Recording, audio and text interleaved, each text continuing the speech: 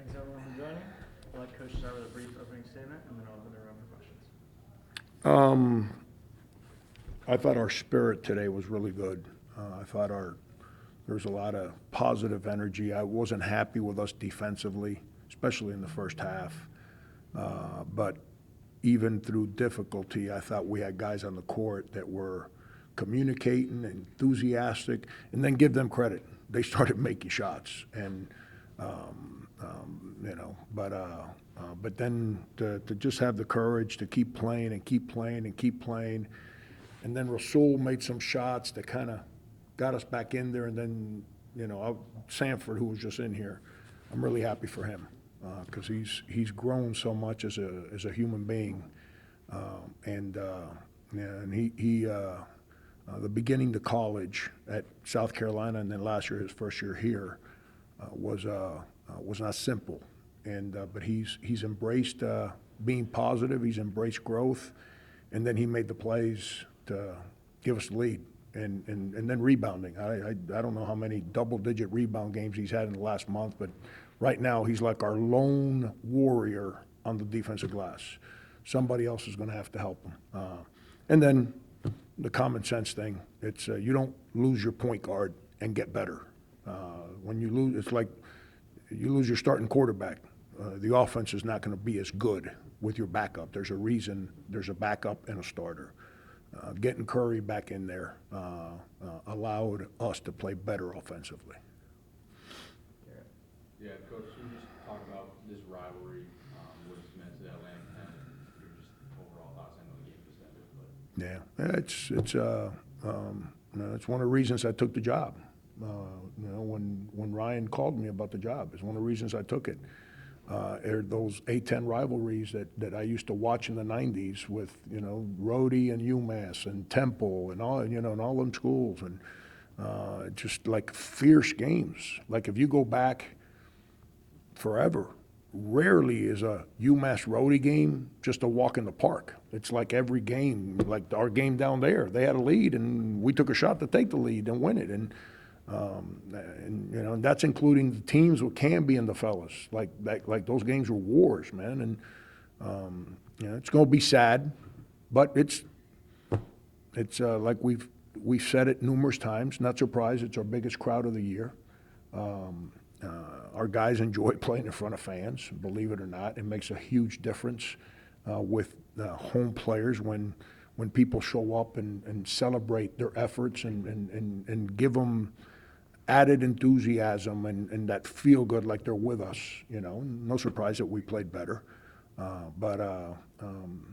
Eventually, I think I just said in our press conference the other day, we just need to take a step back right now so we can collectively embrace the new future of what UMass is going to be about. But I think we'd be dumb if this is not a series that would eventually here, sooner rather than later, that we don't restart.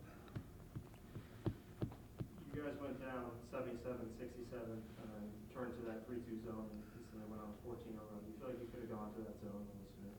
Yeah, I mean, I practice our 2-3 zone. The one that looks like a 1-3-1, it's really a 2-3 zone. That's a zone that fits our team better because we're not really long. Does that make sense what I'm saying? And when my guards are 6'5", 6'6", long, I've always played a 3-2 zone. The other problem with the 3-2 zone is that your backline guys have to be your best communicators. And with Luka in there, he's not really a shot blocker, so putting him in the middle of a 2-3 zone is not really good for him, but he's our best communicator of all our bigs. So now you got him and Dan back there, who's the one guy that never shuts up on our team. Dan's energy is contagious. He's always been that way. That's why I'm happy for him, because now his communication is real. So people are starting to migrate to him. So now you got those two guys in the back doing their jobs and communicating. Why do I not like the 3-2 zone? Because we're not as big on the perimeter. The problem with the 3-2 zone is the middle of the zone is wide open. So now if you throw it to the middle, how do you prevent that? Well, the guy in the ball has to be long. The guy off the ball has to be long, if that makes sense what I'm saying. We're not really long on the perimeter, so that it opens a hole in the middle. But the way that they were playing their zone offense, going into the game, I knew that I probably had to use our 3-2 zone today. And give our guys credit. We called it because the other zone wasn't working, and we needed to do something different, and they executed, and it got them to stand around. Frank, you talked about the defense. Are there nights where the offense, even if you're playing pretty good defense, the offense just does what it does and scores a lot of points, and it doesn't, it's not as much of, the defense, that your guys weren't playing hard on defense, it's just that the offense on both sides were just better? We've been a pretty good offensive team, even though our field goal percentage numbers don't look good. We've consistently, since I've been here, been amongst the league leaders in points per game, including this year. The last 4 games has been a struggle. And that's because you lose your point guard, you're not gonna have the same flow. Our offense today gave us, I think after the way we played offensively the last 4 games, the way we played offensively today got our guys excited. That it's what I said at halftime. I said, all we gotta do is try to defend a little bit. And the way we're playing offensively is gonna give us a chance. And the same way sometimes missing shots hurts our spirit defensively, playing well offensively today gave our defense some life. And, football, your offense goes out, whatever.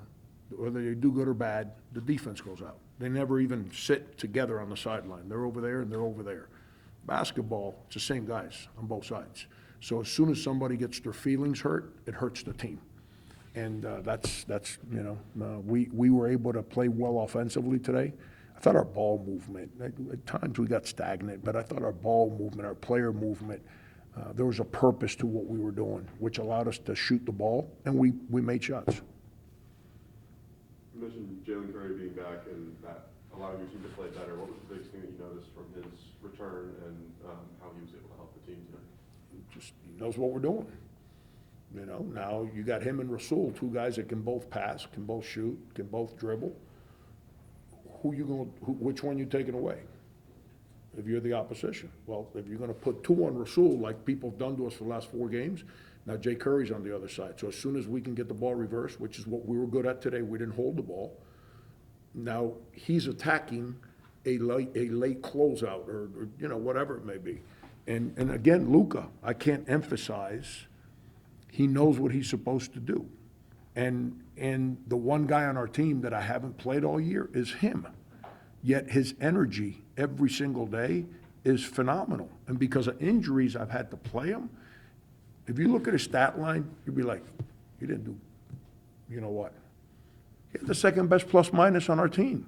Why? Because he gets to the right place, because he's enthusiastic when he's out there. He speaks, he communicates. So now you got your point guard back. So now your point guard can score. So now you got to guard him. So if you don't guard him in the ball screens and the handoffs, you got a problem. So now you got to leave matchups. And if you put 2 on him, now when you pass it, you got Rasul on the backside. So it's, we haven't had that, marquee. So now what happens? So now you put 2 on Curry. And now you reverse the basketball. And now you run hard at Rasul. It opens up the lane. There goes Marquis. And it makes us a better team. It's the easiest way I can explain that. Coach, Rasul surpassed the 1,000-point mark in his career early in the game. Then a little later after, he also surpassed it for his time at UMass. How much have you seen him grow since he first got here when he started as the head coach? Yeah, he's a great dude. Rasul comes from a great family, really good high school coach. He's a uniter of people. He just had to adapt to college. He's a fun-loving kid. He doesn't have a mean bone in his body. And to succeed in college, you gotta, I know we all want perfect people, but when you go on the court, the goody two-shoes doesn't work. You got to be a fierce competitor, and I think that's where he's grown the most. He's a good player. We've lost sight. I'm lucky. I coached Michael Beasley. I saw Derrick Rose play a lot in high school. I saw Blake Griffin play in high school. I remember watching a guy named Wayman Tisdale when I was a kid at an AAU tournament. Those guys are freaks. They came into college and immediately averaged 25 points a game. The majority of good high school players, like Rasul, Player of the Year in Philadelphia, you don't get that crown by mistake. You get to college and it takes time. Because now you're 18, play against 22, 23-year-olds. That's not as easy as people think. I don't know about you guys, because most of you are like really young. I look back, thank you, Howard. You see, I looked in this side of the room, Howard. I wasn't trying to be rude there. But when I was 18, I was a different human being than when I was 22. I like just life.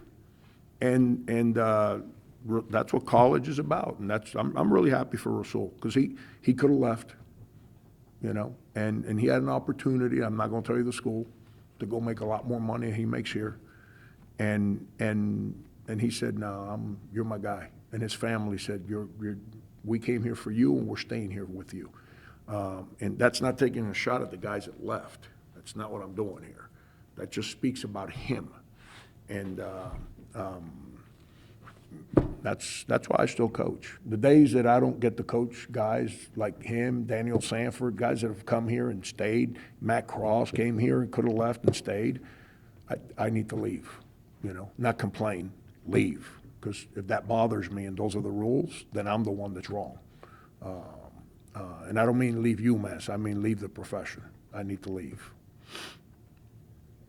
Yeah, Coach, they hit 16 threes. That was a program record for them. A lot of those threes, you played good defense for 21 seconds. How do you mentally overcome that? Like with Green, our problem with Green's our best shooter. The problem with Green is that when you let a good shooter get early in the game, an open lick, you're in trouble. And we gave him 2 open licks early in the game, and then he was wired in. And even the ones we tried to contest and he was further out, still dead. He missed one late in the game. Luka made a mistake. It's the only mistake he made in the game. And because of his mistake, we had to overhelp in the high post, and we gave him a clean lick, and I was like, I was right behind it. I was like, oh, boy. And he just missed. And, but you know, a couple times our defense was what it needed to be, and give them credit. They made shots. It's, you know, they got good players. They got a good team. They, like, you know, I thought we battled today. I really did. I loved our spirit. I haven't been happy with our spirit, our camaraderie, all that cheesy stuff you hear people talk about for the last 2 weeks. We've been pouty and mopey because we were sick and hurt, and things don't go well for us in games, and we've been, you know, just, I don't want to say blaming, but no one's embraced the new responsibility. I didn't see that today. I saw a group of guys that had incredible positive energy, and they weren't going to give in. I don't care how hard the moment got. How does a win like this propel you into Wednesday if I'm and then back here for the last 2 regular season games? Yeah, you know, Howard, like we spoke about early in the week, I just wanted us to play the game the right way again. That's how we were playing. I know we screwed up the end of the St. Louis game. I get it. We controlled that whole game. Then we went down to LaSalle and won by 20. Like, not too many people have done that. You know, we were playing well. And then, you know, whether it's the norovirus or whatever that virus that's been going around, I don't know, it's not corona, it's got a name. It's become a popular virus that everyone, and the flu and then the injuries, you know, Rivera's been playing on a bad knee, and like I told you guys the other day, we lost our steam, and you know, I just wanted us to. I ain't worried about next week or the week after. I was worried about let's practice the right way, let's find our resolve, our enthusiasm. Competition is hard, and if your spirit ain't good, you got no chance.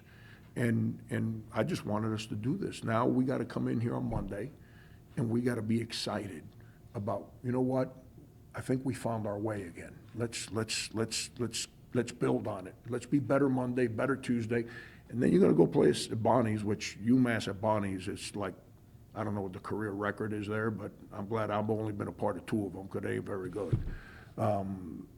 We gotta figure out a way to play better than we played today. And when we get through that one, let's keep getting better, so we can feel real. When we get to the following week, there's no more anyone mad at anybody. If your spirit ain't ready to go the following week, you got 0 chance, none. We gotta get back to that positive space. Coach, you guys had 19 assists tonight, 11 in the second half. How does that really speak to your team's sharing of the ball, especially if there's someone wide open? Yeah, ball moved, the guys made shots. You know, ball, like, it's easy to say, well, the ball's gotta move. Well, what happens is, if the people that don't have the ball are not in the right place, then it's impossible to have any continuity offensively. And today, I thought it's the first time since St. Louis where our ball movement, and more importantly, our player movement, was consistent and good. There was a purpose to what we did on offense today.